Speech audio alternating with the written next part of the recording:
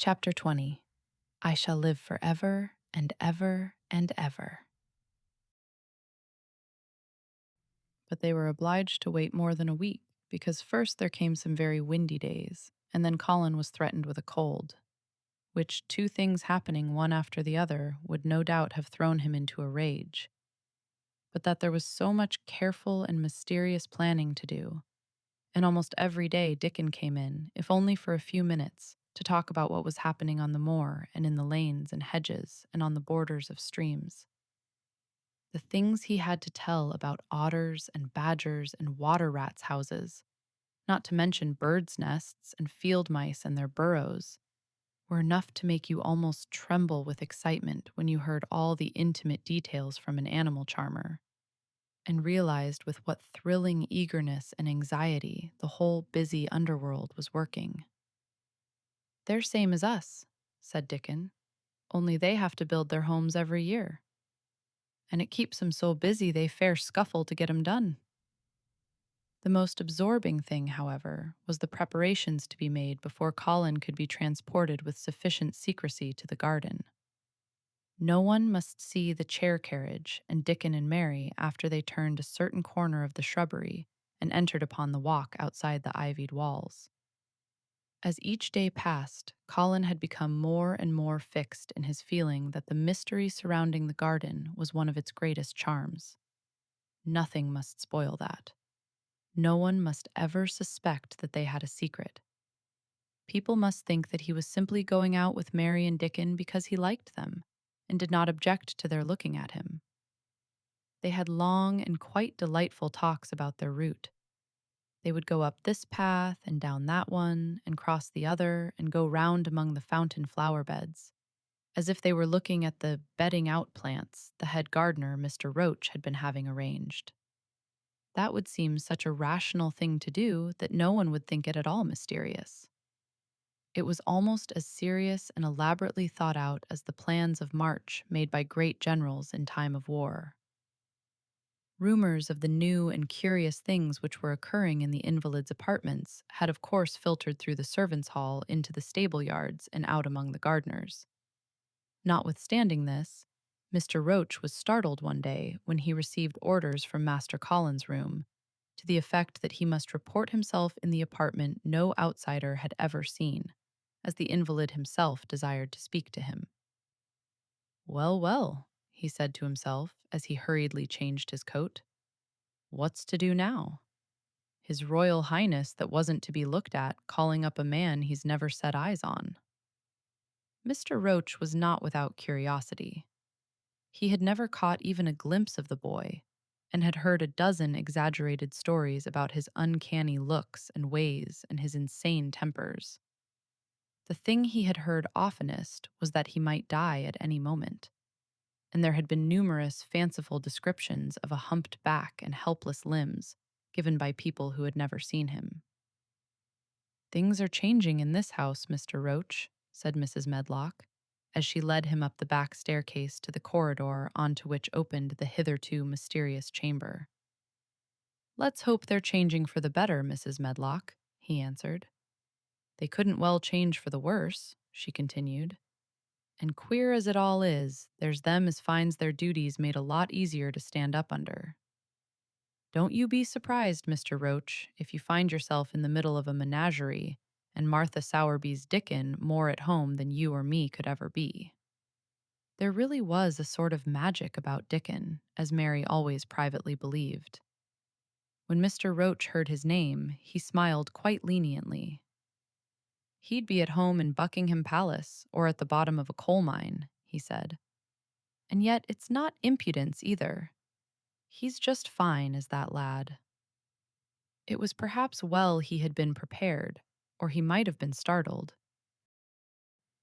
When the bedroom door was opened, a large crow, which seemed quite at home perched on the high back of a carven chair, announced the entrance of a visitor by saying, "Caw, caw," quite loudly. In spite of Mrs. Medlock's warning, Mr. Roach only just escaped being sufficiently undignified to jump backward. The young Rajah was neither in bed nor on his sofa. He was sitting in an armchair, and a young lamb was standing by him, shaking its tail in feeding lamb fashion, as Dickon knelt, giving it milk from its bottle. A squirrel was perched on Dickon's bent back, attentively nibbling a nut. The little girl from India was sitting on a big footstool, looking on. "Here is Mr. Roach, Master Colin," said Mrs. Medlock. The young Rajah turned and looked his servitor over. At least, that was what the head gardener felt happened. "Oh, you are Roach, are you?" he said. "I sent for you to give you some very important orders." "Very good, sir," answered Roach, wondering if he was to receive instructions to fell all the oaks in the park or to transform the orchards into water gardens. "I am going out in my chair this afternoon," said Colin. "If the fresh air agrees with me, I may go out every day. When I go, none of the gardeners are to be anywhere near the long walk by the garden walls. No one is to be there. I shall go out about 2 o'clock, and everyone must keep away until I send word that they may go back to their work." "Very good, sir," replied Mr. Roach, much relieved to hear that the oaks might remain and that the orchards were safe. "Mary," said Colin, turning to her, "what is that thing you say in India when you have finished talking and want people to go?" "You say, 'You have my permission to go,'" answered Mary. The Rajah waved his hand. "You have my permission to go, Roach," he said. "But remember, this is very important." "Caw! Caw!" remarked the crow, hoarsely but not impolitely. "Very good, sir. Thank you, sir," said Mr. Roach, and Mrs. Medlock took him out of the room. Outside in the corridor, being a rather good-natured man, he smiled until he almost laughed. "My word," he said, "he's got a fine lordly way with him, hasn't he? You'd think he was a whole royal family rolled into one, prince consort and all." "Eh," protested Mrs. Medlock. "We've had to let him trample all over every one of us ever since he had feet, and he thinks that's what folks was born for." "Perhaps he'll grow out of it, if he lives," suggested Mr. Roach. "Well, there's one thing pretty sure," said Mrs. Medlock. "If he does live, and that Indian child stays here, I'll warrant she teaches him that the whole orange does not belong to him, as Susan Sowerby says. And he'll be likely to find out the size of his own quarter." Inside the room, Colin was leaning back on his cushions. "It's all safe now," he said. "And this afternoon I shall see it. This afternoon I shall be in it." Dickon went back to the garden with his creatures, and Mary stayed with Colin. She did not think he looked tired, but he was very quiet before their lunch came, and he was quiet while they were eating it. "What big eyes you've got, Colin," she said. "When you are thinking, they get as big as saucers. What are you thinking about now?" "I can't help thinking about what it will look like," he answered. "The garden?" asked Mary. "The springtime," he said. "I was thinking that I've really never seen it before. I scarcely ever went out, and when I did go, I never looked at it. I didn't even think about it." "I never saw it in India because there wasn't any," said Mary. Shut in and morbid as his life had been, Colin had more imagination than she had. "That morning when you ran in and said, 'It's come, it's come,' you made me feel quite queer. It sounded as if things were coming with a great procession and big bursts and wafts of music. I've a picture like it in one of my books. Crowds of lovely people and children with garlands and branches with blossoms on them. Everyone laughing and dancing and crowding and playing on pipes. That was why I said, 'Perhaps we shall hear golden trumpets,' and told you to throw open the window." "How funny," said Mary. "That's really just what it feels like. And if all the flowers and leaves and green things and birds and wild creatures danced past at once, what a crowd it would be. I'm sure they'd dance and sing and flute, and that would be the wafts of music. They both laughed, but it was not because the idea was laughable, but because they both so liked it. A little later, the nurse made Colin ready. She noticed that instead of lying like a log while his clothes were put on, he sat up and made some efforts to help himself. And he talked and laughed with Mary all the time. "This is one of his good days, sir," she said to Dr. Craven, who dropped in to inspect him. "He's in such good spirits that it makes him stronger." "I'll call in again later in the afternoon, after he has come in," said Dr. Craven. "I must see how the going out agrees with him. I wish," in a very low voice, "that he would let you go with him." "I'd rather give up the case this moment, sir, than even stay here while it's suggested," answered the nurse with sudden firmness. "I hadn't really decided to suggest it," said the doctor with his slight nervousness. "We'll try the experiment. Dickon's a lad I'd trust with a newborn child." The strongest footman in the house carried Colin downstairs and put him in his wheeled chair, near which Dickon waited outside. After the manservant had arranged his rugs and cushions, the Rajah waved his hand to him and to the nurse. "You have my permission to go," he said, and they both disappeared quickly, and it must be confessed, giggled when they were safely inside the house. Dickon began to push the wheeled chair slowly and steadily. Mistress Mary walked beside it, and Colin leaned back and lifted his face to the sky. The arch of it looked very high, and the small, snowy clouds seemed like white birds floating on outspread wings below its crystal blueness.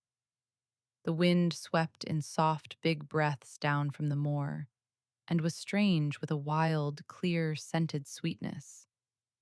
Colin kept lifting his thin chest to draw it in, and his big eyes looked as if it were they which were listening instead of his ears. "There are so many sounds of singing and humming and calling out," he said. "What is that scent the puffs of wind bring?" "It's gorse on the moor that's open and out," answered Dickon. The bees are at it wonderful today." Not a human creature was to be caught sight of in the paths they took. In fact, every gardener or gardener's lad had been witched away. But they wound in and out among the shrubbery and out and round the fountain beds, following their carefully planned route for the mere mysterious pleasure of it.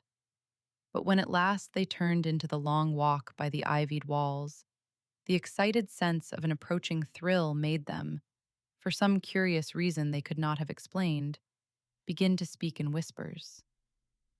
"This is it," breathed Mary. "This is where I used to walk up and down and wonder and wonder." "Is it?" cried Colin, and his eyes began to search the ivy with eager curiousness. "But I can see nothing," he whispered.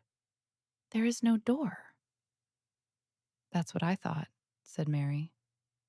Then there was a lovely, breathless silence, and the chair wheeled on. "That is the garden where Ben Weatherstaff works," said Mary. "Is it?" said Colin. A few yards more, and Mary whispered again. "This is where the robin flew over the wall," she said. "Is it?" cried Colin. "Oh, I wish he'd come again." "And that," said Mary with solemn delight, pointing under a big lilac bush, "is where he perched on the little heap of earth and showed me the key." Then Colin sat up. "Where? Where? There?" he cried, and his eyes were as big as the wolf's in Red Riding Hood. Dickon stood still, and the wheeled chair stopped. "And this," said Mary, stepping onto the bed close to the ivy, "is where I went to talk to him when he chirped at me from the top of the wall. And this is the ivy the wind blew back," and she took hold of the hanging green curtain. "Oh, is it? Is it?" gasped Colin. "And here's the handle, and here's the door. Dickon, push him in. Push him in, quickly." And Dickon did it with one strong, steady, splendid push. But Colin had actually dropped back against his cushions, even though he gasped with delight. And he had covered his eyes with his hands and held them there, shutting out everything, until they were inside and the chair stopped as if by magic, and the door was closed. Not till then did he take them away and look round and round and round, as Dickon and Mary had done. And over walls and earth and trees and swinging sprays and tendrils, the fair green veil of tender little leaves had crept.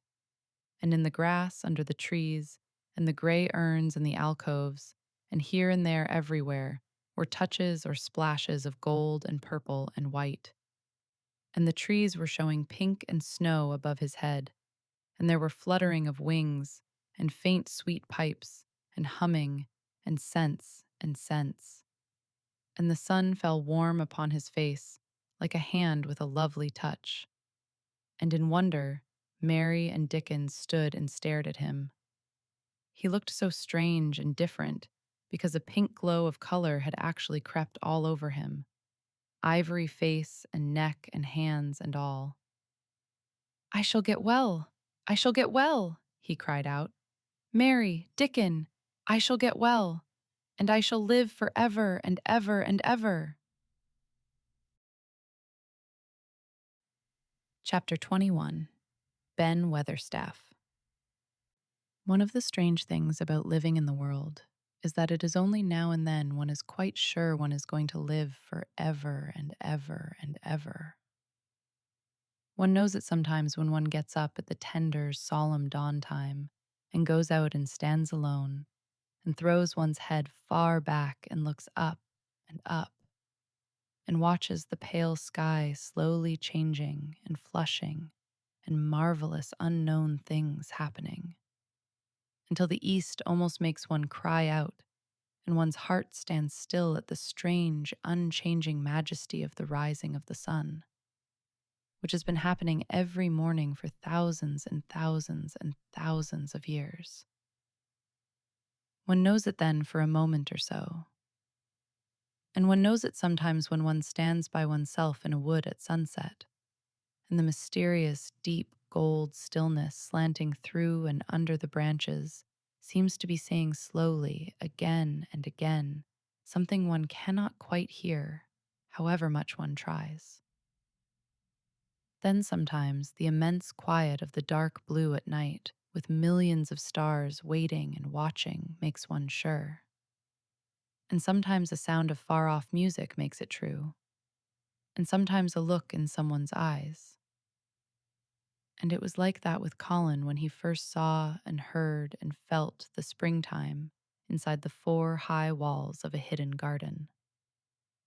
That afternoon, the whole world seemed to devote itself to being perfect and radiantly beautiful and kind to one boy. Perhaps out of pure, heavenly goodness, the spring came and crowded everything it possibly could into that one place. More than once, Dickon paused in what he was doing and stood still with a sort of growing wonder in his eyes, shaking his head softly.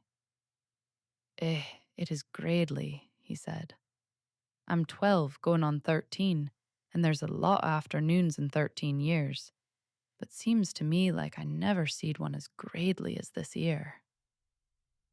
"Aye, it is a gradely one," said Mary, and she sighed for mere joy. "I'll warrant it's the gradlest one as ever was in this world." "Does the think," said Colin with dreamy carefulness, "as happen it was made like this year all a purpose for me?" "My word," cried Mary admiringly, "that there is a bit of good Yorkshire. Thou'rt shapen first rate, that thou art." And delight reigned. They drew the chair under the plum tree, which was snow white with blossoms and musical with bees. It was like a king's canopy, a fairy king's. There were flowering cherry trees near, and apple trees whose buds were pink and white, and here and there one had burst open wide. Between the blossoming branches of the canopy, bits of blue sky looked down like wonderful eyes. Mary and Dickon worked a little here and there, and Colin watched them. They brought him things to look at: buds which were opening, buds which were tight closed, bits of twig whose leaves were just showing green, the feather of a woodpecker which had dropped on the grass, the empty shell of some bird early hatched. Dickon pushed the chair slowly round and round the garden, stopping every other moment to let him look at wonders springing out of the earth or trailing down from trees. It was like being taken in state round the country of a magic king and queen and shown all the mysterious riches it contained. "I wonder if we shall see the robin," said Colin. "They'll see him often enow after a bit," answered Dickon. "When the eggs hatches out, the little chap he'll be kept so busy it'll make his head swim. They'll see him flyin' backward and forward, carryin' worms nigh as big as himself. And that much noise goin' on in the nest when he gets there as fair flusters him so as he scarce knows which big mouth to drop the first piece in. And gapin' beaks and squawks on every side. Mother says as when she sees the work a robin has to keep them gapin' beaks filled, she feels like she was a lady with nothin' to do. She says she's seen the little chaps when it seemed like the sweat must be droppin' off 'em, though folk can't see it." This made them giggle so delightedly that they were obliged to cover their mouths with their hands, remembering that they must not be heard. Colin had been instructed as to the law of whispers and low voices several days before. He liked the mysteriousness of it and did his best. Every moment of the afternoon was full of new things, and every hour the sunshine grew more golden. The wheeled chair had been drawn back under the canopy, and Dickon had sat down on the grass and had just drawn out his pipe when Colin saw something he had not had time to notice before. "That's a very old tree over there, isn't it?" he said. Dickon looked across the grass at the tree, and Mary looked, and there was a brief moment of stillness. "Yes," answered Dickon after it, and his low voice had a very gentle sound. Mary gazed at the tree and thought, "The branches are quite gray, and there's not a single leaf anywhere," Colin went on. "It's quite dead, isn't it?" "Aye," admitted Dickon. "But them roses as has climbed all over it will near hide every bit of the dead wood when they're full of leaves and flowers. It won't look dead then. It'll be the prettiest of all." Mary still gazed at the tree and thought, "It looks as if a big branch had been broken off," said Colin. "I wonder how it was done." "It's been done many a year," answered Dickon. With a sudden relieved start and laying his hand on Colin. "Look at that robin. There he is. He's been foragin' for his mate." Colin was almost too late, but he just caught sight of him, the flash of red-breasted bird with something in his beak. He darted through the greenness and into the close-grown corner and was out of sight. Colin leaned back on his cushion again, laughing a little. "He's taking her tea to her. Perhaps it's 5 o'clock. I think I'd like some tea myself." And so they were safe. "It was magic which sent the robin," said Mary secretly to Dickon afterward. "I know it was magic." For both she and Dickon had been afraid Colin might ask something about the tree, whose branch had broken off 10 years ago. And they had talked it over together, and Dickon had stood and rubbed his head in a troubled way. "We mun look as if it wasn't no different from the other trees," he had said. "We couldn't never tell him how it broke, poor lad. If he says anything about it, we mun try to look cheerful." "Aye, that we mun," had answered Mary. But she had not felt as if she looked cheerful when she gazed at the tree. She wondered and wondered in those few moments if there was any reality in that other thing Dickon had said. He had gone on rubbing his rust-red hair in a puzzled way, but a nice, comforted look had begun to grow in his blue eyes. "Mrs. Craven was a very lovely young lady," he had gone on rather hesitatingly. "And mother, she thinks maybe she's about Misselthwaite many a time looking after Mester Colin, same as all mothers do when they're took out of the world. They have to come back, tha sees. Happen she's been in the garden, and happen it was her set us to work, and told us to bring him here." Mary had thought he meant something about magic. She was a great believer in magic. Secretly, she quite believed that Dickon worked magic. Of course, good magic, on everything near him, and that was why people liked him so much. She wondered, indeed, if it were not possible that his gift had brought the robin just at the right moment when Colin asked that dangerous question. She felt that his magic was working all the afternoon and making Colin look like an entirely different boy. It did not seem possible that he could be the crazy creature who had screamed and beaten and bitten his pillow. Even his ivory whiteness seemed to change. The faint glow of color which had shone on his face and neck and hands when he first got inside the garden really never quite died away. He looked as if he were made of flesh instead of ivory or wax.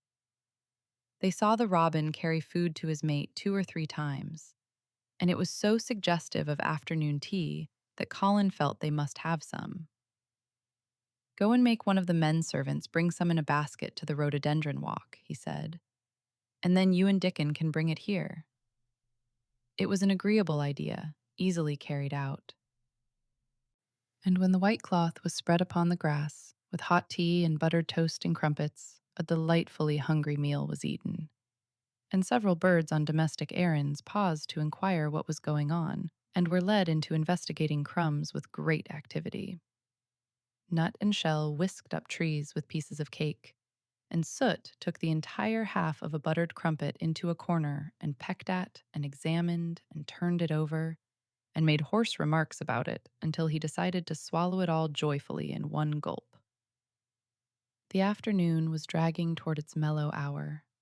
The sun was deepening the gold of its lances, the bees were going home, and the birds were flying past less often. Dickon and Mary were sitting on the grass. The tea basket was repacked, ready to be taken back to the house, and Colin was lying against his cushions with his heavy locks pushed back from his forehead, and his face looking quite a natural color. "I don't want this afternoon to go," he said, "but I shall come back tomorrow, and the day after, and the day after, and the day after." "You'll get plenty of fresh air, won't you?" said Mary. "I'm going to get nothing else," he answered. "I've seen the spring now, and I'm going to see the summer. I'm going to see everything grow here. I'm going to grow here myself." "That thou will," said Dickon. "Us'll have thee walking about here and diggin' same as other folk afore long." Colin flushed tremendously. "Walk?" he said. "Dig? Shall I?" Dickon's glance at him was delicately cautious. Neither he nor Mary had ever asked if anything was the matter with his legs. "For sure thou will," he said stoutly. Thou's got legs o' thine own, same as other folks." Mary was rather frightened until she heard Colin's answer. "Nothing really ails them," he said, "but they are so thin and weak. They shake so that I'm afraid to try to stand on them." Both Mary and Dickon drew a relieved breath. "When thou stops being afraid, thou'lt stand on 'em," Dickon said with renewed cheer, "and thou'lt stop being afraid in a bit." "I shall?"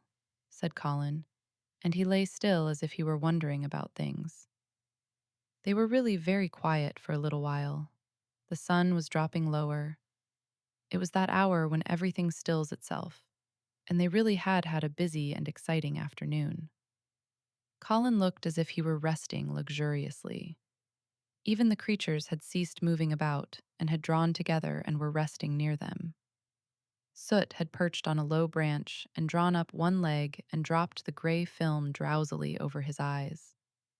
Mary privately thought he looked as if he might snore in a minute. In the midst of this stillness, it was rather startling when Colin half lifted his head and exclaimed in a loud, suddenly alarmed whisper, "Who is that man?" Dickon and Mary scrambled to their feet. "Man!" they both cried in low, quick voices. Colin pointed to the high wall. "Look," he whispered excitedly. "Just look." Mary and Dickon wheeled about and looked.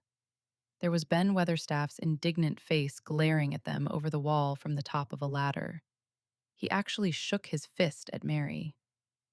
"If I wasn't a bachelder, and thou was a wench o' mine," he cried, "I'd give thee a hidin'."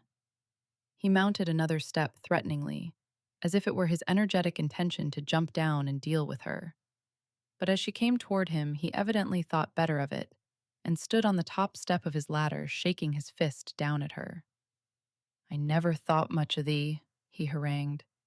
"I couldna abide thee the first time I set eyes on thee. A scrawny, buttermilk-faced young besom, allus asking questions and poking thy nose where it wasna wanted. I never knowed how that got so thick with me. If it hadn't been for the robin, drat him." "Ben Weatherstaff," called out Mary, finding her breath. She stood below him and called up to him with a sort of gasp. "Ben Weatherstaff, it was the robin who showed me the way!" Then it did seem as if Ben really would scramble down on her side of the wall. He was so outraged. "Thy young bad un," he called down at her, "layin' thy badness on a robin. Not but what he's impident now for anything.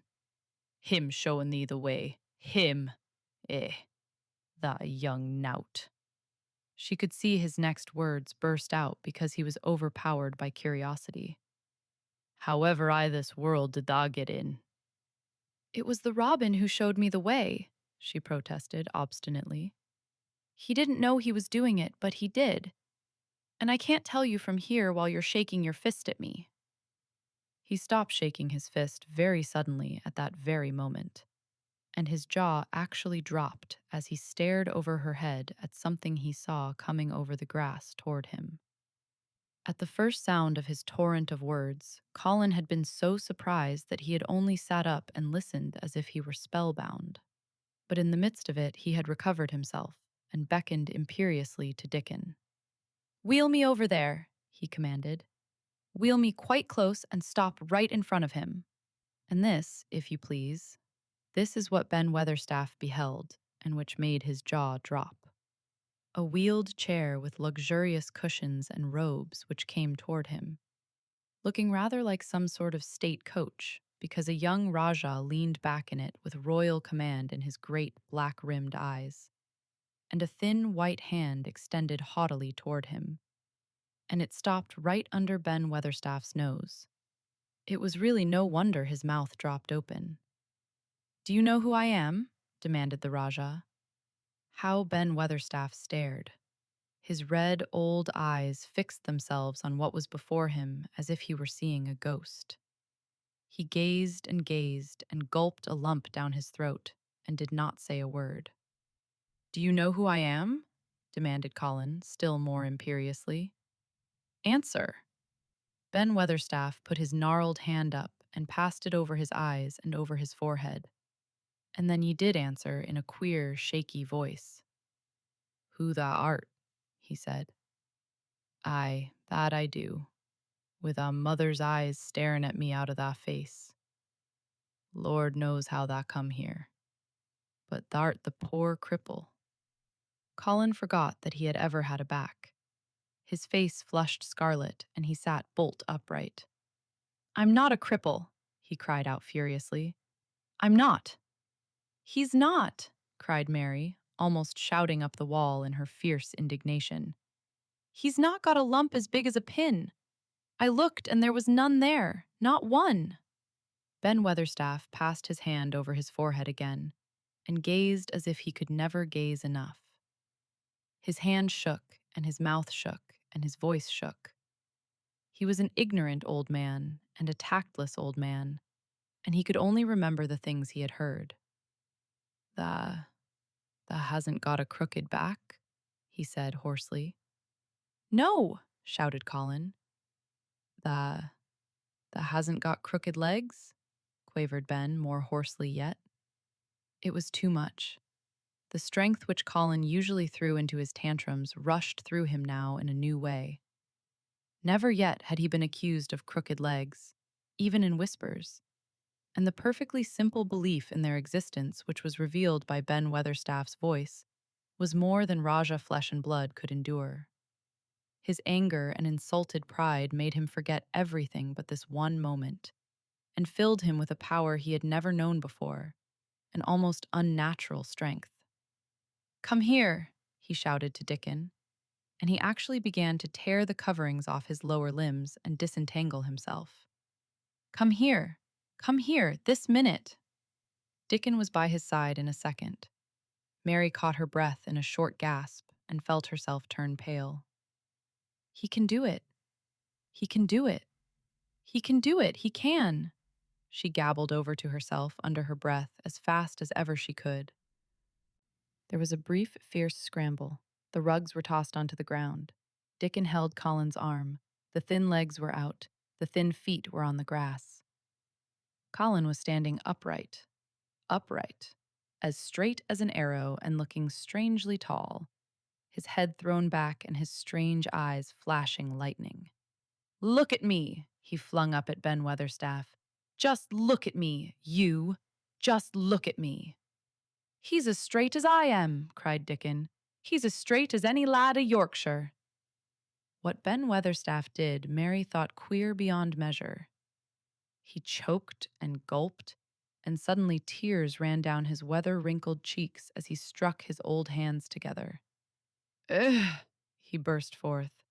"The lies folk tells. Thou'rt as thin as a lath and as white as a wraith. There's not a knob on thee. Thou'lt make a mon yet. God bless thee." Dickon held Colin's arm strongly, but the boy had not begun to falter. He stood straighter and looked Ben Weatherstaff in the face. "I'm your master," he said, "when my father is away, and you are to obey me. This is my garden. Don't dare to say a word about it. You get down from that ladder and go out to the long walk, and Miss Mary will meet you and bring you here. I want to talk to you. We did not want you, but now you will have to be in the secret. Be quick." Ben Weatherstaff's crabbed old face was still wet with that one queer rush of tears. It seemed as if he could not take his eyes from thin, straight Colin, standing on his feet with his head thrown back. Lad," he almost whispered. My lad." And then, remembering himself, he suddenly touched his hat gardener fashion. Yes, sir. Yes, sir," and obediently disappeared as he descended the ladder. Thank you for joining me for another episode on She Reads Tales.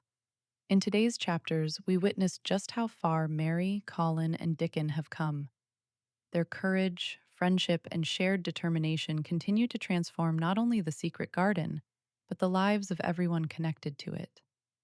In the next episode, we'll continue with chapters 22 and 23, where long-kept secrets begin to reach beyond the garden walls, and the extraordinary journey moves closer to its unforgettable conclusion. If you're enjoying The Secret Garden, I'd love for you to subscribe to She Reads Tales. Your support helps preserve timeless classics and share these unforgettable stories with audiences around the world. Until next time, take care, and I'll see you in the next episode.